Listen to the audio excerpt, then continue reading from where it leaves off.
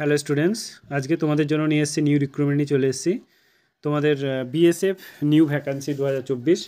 দেখো, যারা বিএসএফ হতে চাও তারা এই ভিডিওটা দেখো। কি বলেছে দেখো, এখানে সব উল্লেখ করা আছে। তোমাদের গ্রুপ সি, গ্রুপ বি এবং গ্রুপ সি, দেখো এখানে বলছে railway ministry of home affairs, দেখতেই পাচ্ছ, অ্যান্ড বর্ডার সিকিউরিটি দেখতে পাচ্ছ। তোমাদের এখানে আছে গ্রুপ বি এবং গ্রুপ সি পোস্ট, এছাড়াও group C post and group D post আছে। এখানে দেখো এখানে কি বলা আছে, অ্যাসিস্ট্যান্ট এয়ারক্রাফট মেশিন, এটা হচ্ছে তোমার অ্যাসিস্ট্যান্ট সাব ইন্সপেক্টর। ওকে, তোমাদের ভ্যাকান্সিগুলো দেখে নাও। দেখো দেখো তোমার রাডার ইনস্ট্রুমেন্ট অফ রেডিও, এটা দেখো 3টে ভ্যাকান্সি আছে। টোটাল ভ্যাকান্সি হচ্ছে 5টা।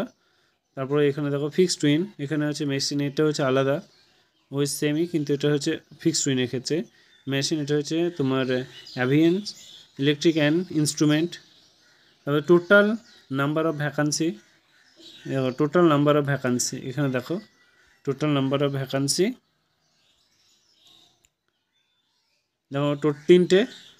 এসসিদের জন্য হচ্ছে একটা এবং এসটিদের জন্য হচ্ছে 4টে, টোটাল হচ্ছে 8টা।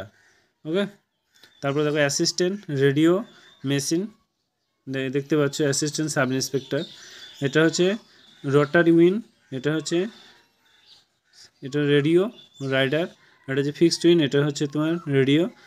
আর তোমার দেখো কনস্টেবল, এরপর আসছে টোটাল নাম্বার অফ ভ্যাকান্সি দেখে নাও 8টা।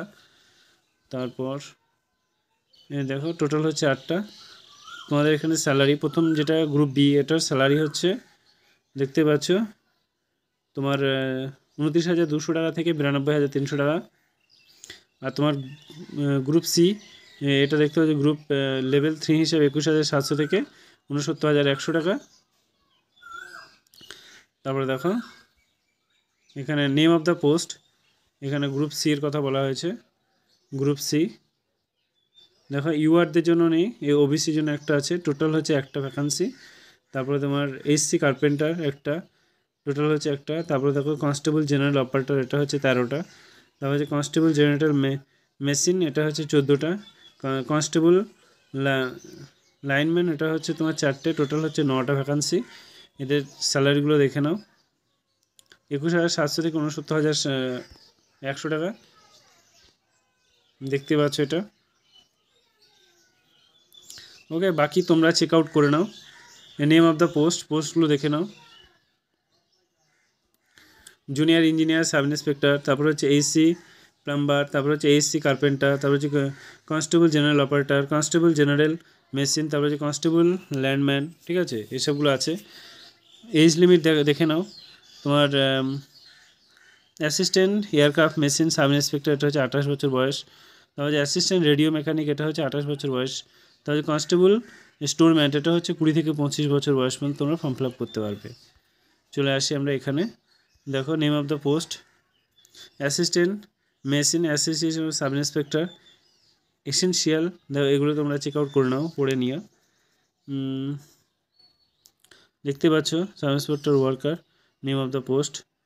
তা খুব ভালো জব, তোমরা সবাই ফর্ম ফিল আপ করতে পারো।